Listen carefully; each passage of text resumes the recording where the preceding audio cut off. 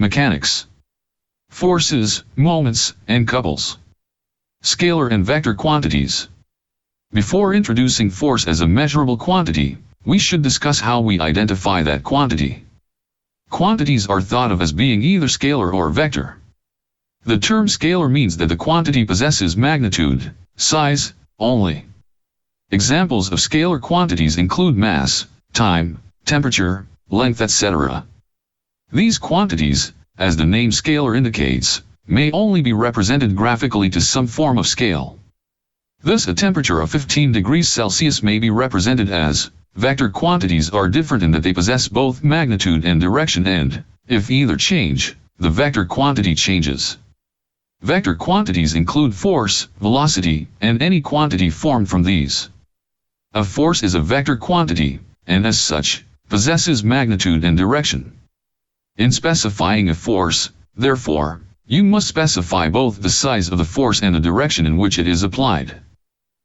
This can be shown on a diagram by a line of a specific length with a direction indicated by an arrow.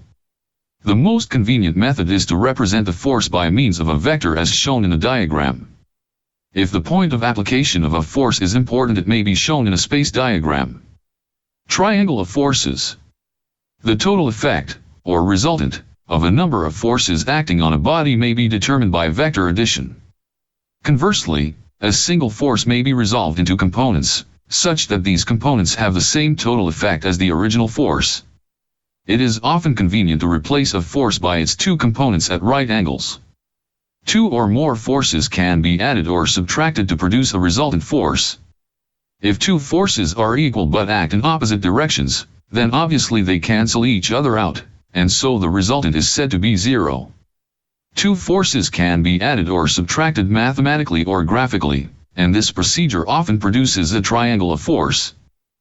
Firstly, it is important to realize that a force has three important features: magnitude, size, direction, and line of action. Force is therefore a vector quantity, and as such, it can be represented by an arrow, drawn to a scale representing magnitude and direction. Graphical method.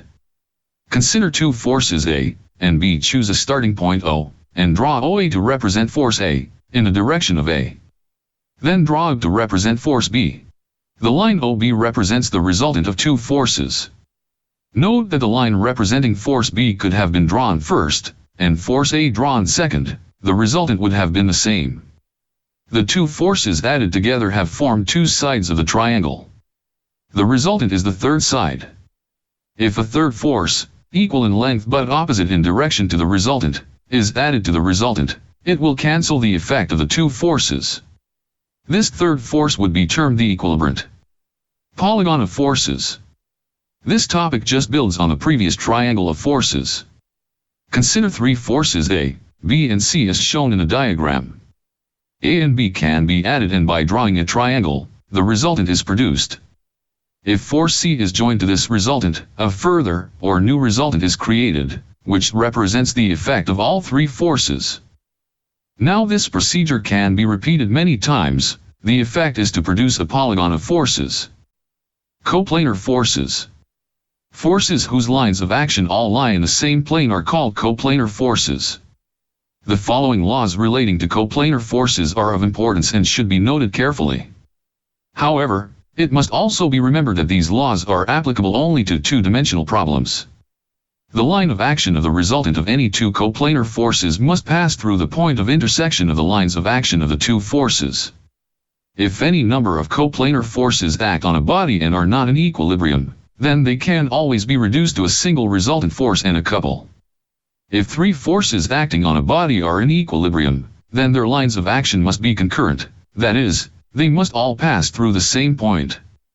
Forces acting at the same point are called concurrent forces. Effect of an applied force.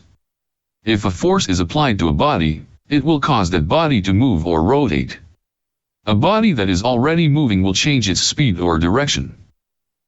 Note that the term change its speed or direction implies that an acceleration has taken place. This is usually summarized in the formula, F equals m into a, where F is the force, m equals mass of body and a equals acceleration. The units of force should be kilogram, meter, over second squared. but the SI unit used is the Newton. Hence, a Newton is the unit of force that when applied to a mass of 1 kilogram, causes that mass to accelerate at a rate of 1 meter per second. Applied forces can also cause changes in shape or size of a body, which is important when analyzing the behavior of materials. Equilibriums. Earlier it was defined that a force applied to a body would cause that body to accelerate or change direction.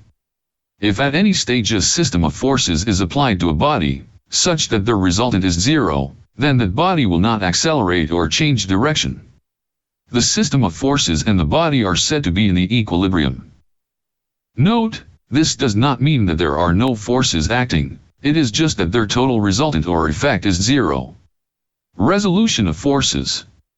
This topic is important, but is really the opposite to addition of forces.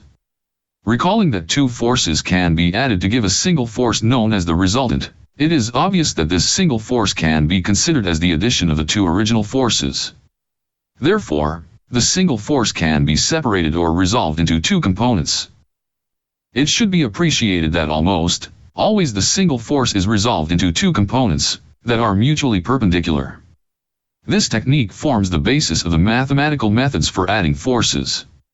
Note that by drawing the right-angled triangle with a single force F, and by choosing angle theta relative to a datum, the two components become F sine theta and F cos theta.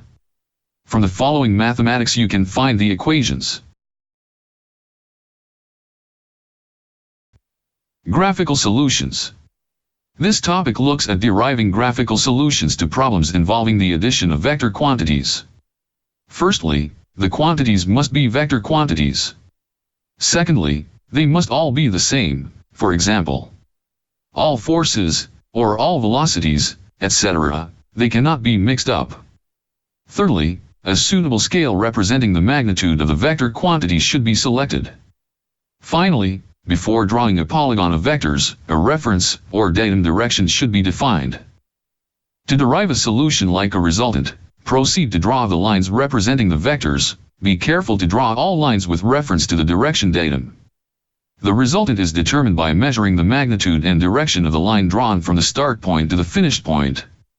Note that the order in which the individual vectors are drawn is not important. Moments and couples. Earlier in this course, it was stated that if a force was applied to a body, it would move, accelerate, in the direction of the applied force. Consider that the body cannot move from one place to another, but can rotate. The applied force will then cause a rotation. An example is a door. A force applied to the door caused it to open or close, rotating about the hinge line. But what is important to realize is that the force required to move the door is dependent on how far from the hinge the force is applied. So, the turning effect of a force is a combination of the magnitude of the force and its distance from the point of rotation. The turning effect is termed the moment of a force. From the diagram, it can be seen that the moment is a result of the formula, moment of a force, F, about a point, O, equals F multiplied by Y. Where Y is the perpendicular distance between the force and the point O, often referred to as the moment arm. Using SI units, the units are Newton multiplied by meters equals Newton meters. Note, it is important to realize that the distance is perpendicular to the line of action of the force. Clockwise and anti-clockwise moments. The moment or turning effect of a force about a specific point can be clockwise or anti-clockwise, depending on the direction of the force. In the diagram shown, force B produces a clockwise moment about point O, and force A produces an anti-clockwise moment. When several forces are involved, equilibrium concerns not just the forces, but moments as well. If equilibrium exists, then clockwise, positive, moments are balanced by anti-clockwise, negative, moments. It is normal to say, clockwise moments equals anti-clockwise moments. Beam example 1. The diagram shows a light beam pivoted at point B with vertical forces of 50 Newton and 125 Newton acting at the ends. The 50 Newton force produces an anti-clockwise moment of 50 multiplied by 3 equals 150 Newton meters, about point B, and the 125 Newton force produces a clockwise moment of 125 multiplied by y equals 125 y Newton meters. If the beam is in equilibrium, clockwise moments equals anti-clockwise moments, so 125 y equals 150, therefore, y equals 1.2 meters. Note, in the previous beam example, if the beam is in equilibrium, we have stated that the clockwise moments equals anti-clockwise moments. As well as this, the total force acting downwards must equal the total upwards force. There is a vertical reaction acting at point B. The magnitude of this reaction is equal to the sum of the other two forces, which is 175 Newton. We do not need to include this value in the calculation, because it does not produce a turning moment if we assume the beam is pivoted at this point. 175 Newton multiplied by 0 meter equals 0 Newton meter. Beam example 2, the diagram shows a beam with a total length of 8 meters pivoted at point F.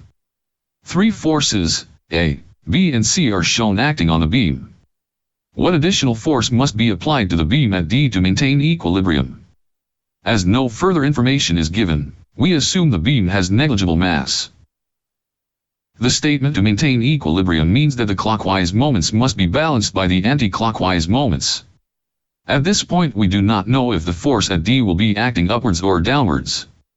Using the known forces, clockwise moments are 1000 multiplied by 1 plus 250 multiplied by 3.5 equals 1875 Newton meters. Anti-clockwise moments are 500 multiplied by 3 equals 1500 Newton meters. At this point we know that the force at D must produce an anti-clockwise moments of 375 Newton meters to produce equilibrium. The value of D will be 375 divided by 5 equals 75 Newton. It must therefore act vertically upwards. It also follows that if vertical equilibrium exists, downward forces must equal upwards forces, so downwards forces equals 500 plus 1000 plus 250 equals 1750 Newton. Upwards forces equals F plus D. If D is 75 Newton, F must be 1750 minus 75 equals 1675 Newton. Beam example 3. Assuming the beam shown is in equilibrium, find the value of the two supports R1 and R2. The beam shown above has loads AF acting vertically downwards. The two forces R1 and R2 are acting vertically upwards. Our first thought are that as we have two unknown values, we cannot solve the problem. We can start to solve it by first taking moments about one of the points R1 or R2.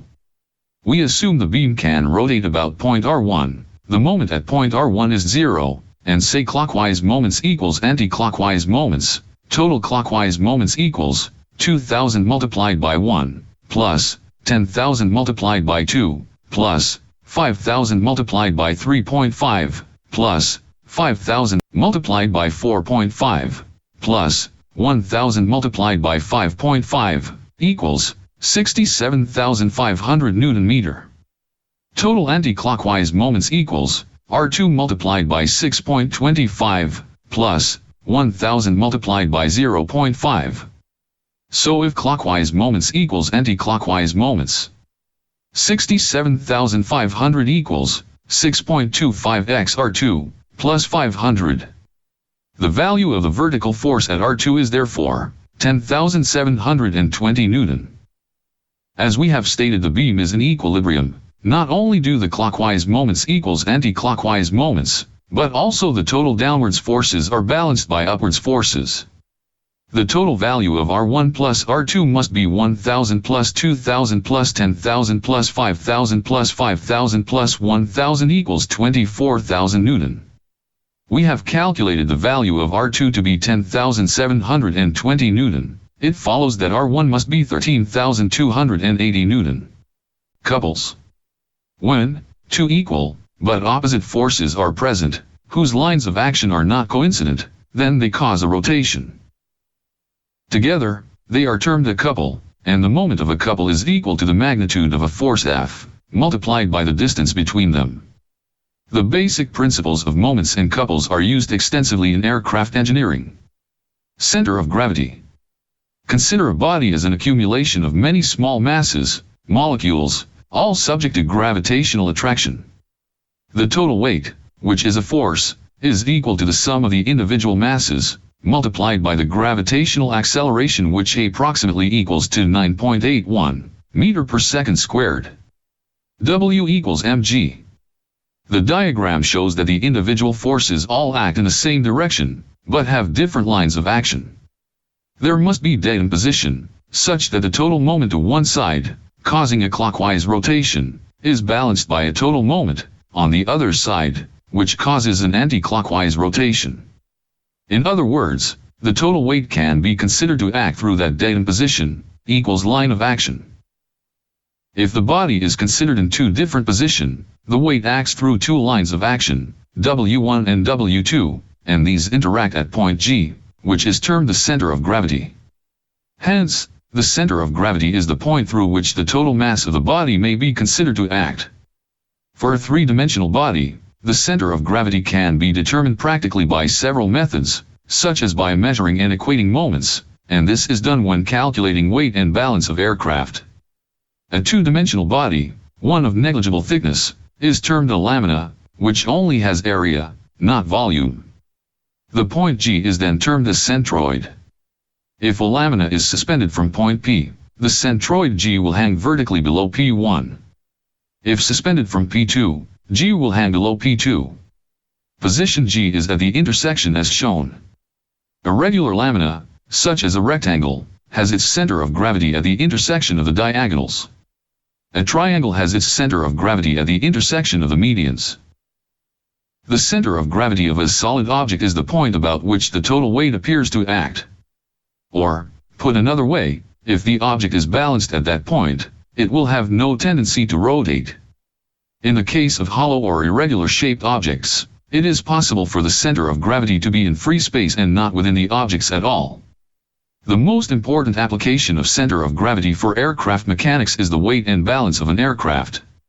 If an aircraft is correctly loaded, with fuel, crew and passengers, baggage, etc. in the correct places, the aircraft will be in balance and easy to fly.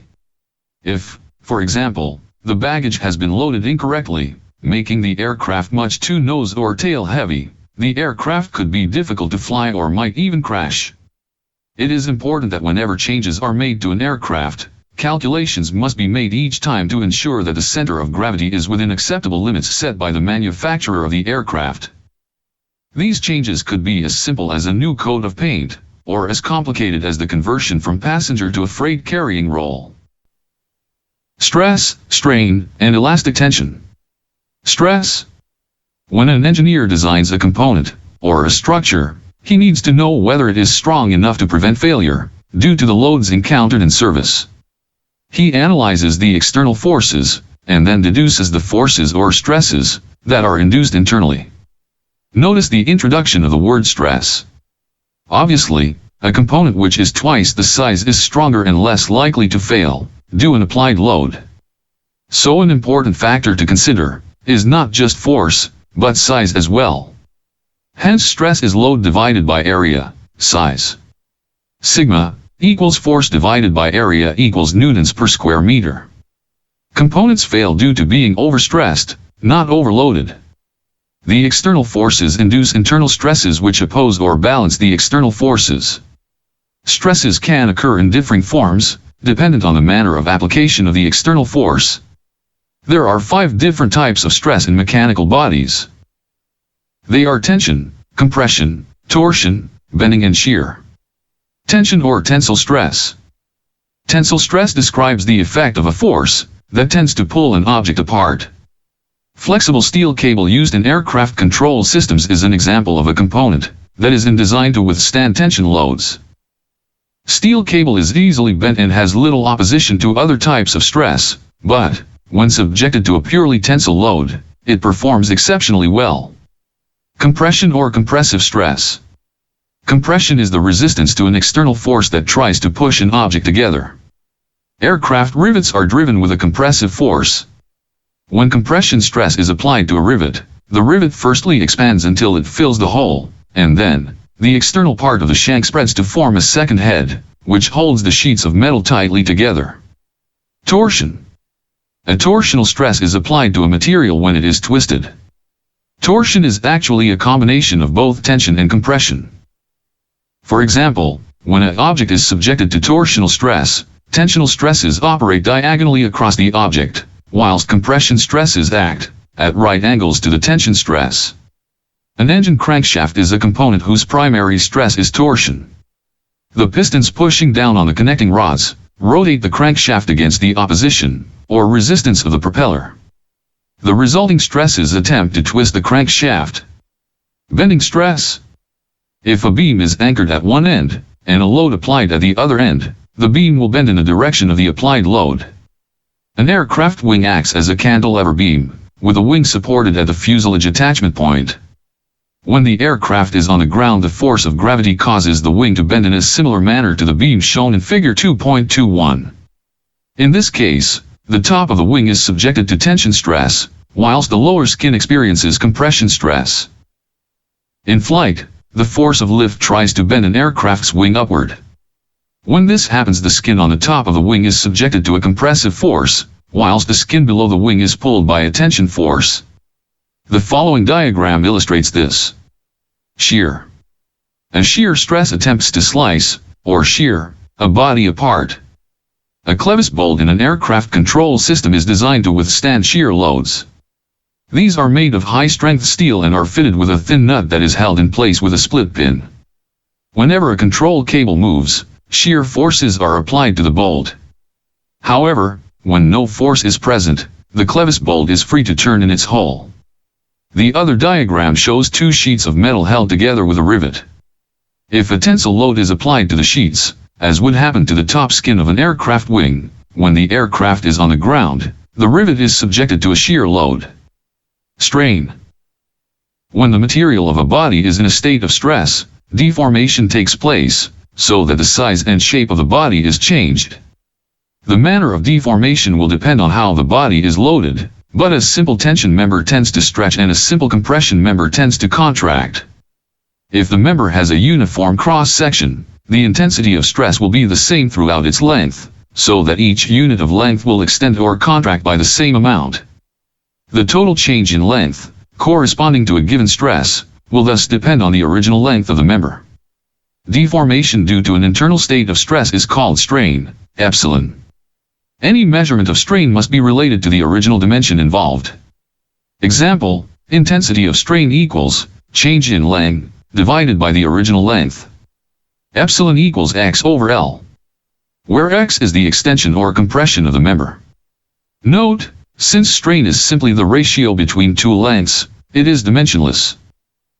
It is, however, usually expressed as a percentage. Example of stress and strain. A steel rod 20 mm diameter, and 1 meter, carries a load of 45 kN. This causes an extension of 1.8 mm. Calculate the stress and strain in the rod. Stress equals force divided by area. If you do the calculation, you will get 1.43 meganewton per square meter. Note that there are no units for strain. Strain may also be indicated as a percentage. To show strain as a percentage, you simply multiply by 100. So in the above example, the strain as a percentage is 0.0018 x 100 equals 0.18%. Elasticity. Engineering materials must, of necessity, possess the property of elasticity. This is the property that allows a piece of the material to regain its original size and shape when the forces producing a state of strain are removed. If a bar of elastic material of uniform cross-section is loaded progressively in tension, it will be found that, up to a point, the corresponding extensions will be proportional to the applied loads. This proportionality is known as Hooke's law. However, to be meaningful, loads and extensions must be related to a particular bar of known cross-sectional area and length. A more general statement of this law may be made, in terms of the stress and strain in the material of the bar. Within the limit of proportionality, the strain is directly proportional to the stress producing it. If we plot the graph of stress against strain, we will produce a straight line passing through the origin, as shown. The slope of the graph, stress over strain, is a constant for a given material. This constant is known as Young's modulus of elasticity, and is always denoted by the capital letter E. Once the line plotted begins to curve towards horizontal, the material is said to have passed its elastic limit, and will not return to its original length. It will have a permanent stretch. Young's modulus of elasticity, E, equals strain divided by stress. Young's modulus of elasticity equals the slope of stress strain in the graph. The value of Young's modulus of elasticity for any given material can only be obtained by carrying out tests on specimens of the material. Since strain is a ratio and so dimensionless, it follows that Young's modulus of elasticity has the same units as stress.